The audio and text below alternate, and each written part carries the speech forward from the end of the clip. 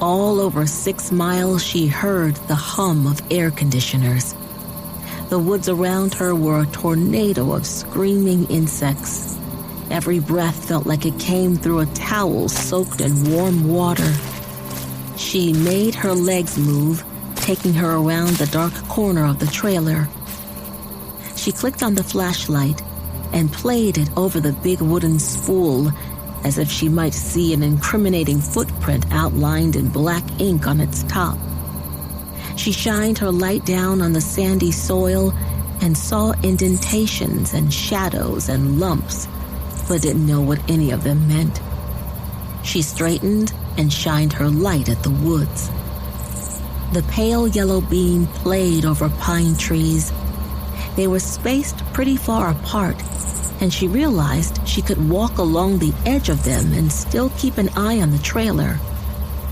Before she could think better of it, she stepped around the first one, then the second, the flashlight beaming a lamp-light circle on the ground in front of her, leading her into the woods step by step as the screaming insects closed in around her.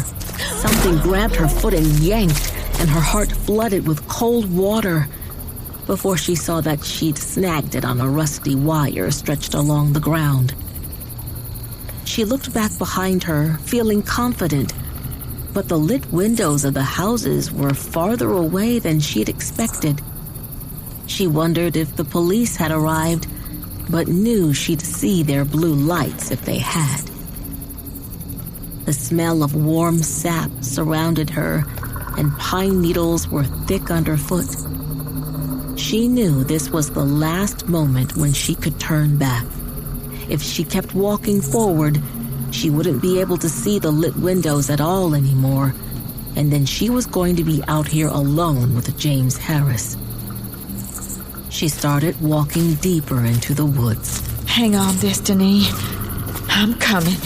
With the flashlight beam bouncing before her, she concentrated on each tree trunk, not the entire dark mass of them crowding around and behind her. She went carefully, not wanting to step in a hole, conscious of the loud crashing sounds her body made as she brushed through the branches, bushes, and vines. Something that wasn't her rustled to the right. She froze and clicked off her flashlight so it wouldn't give her away. The night rushed in around her.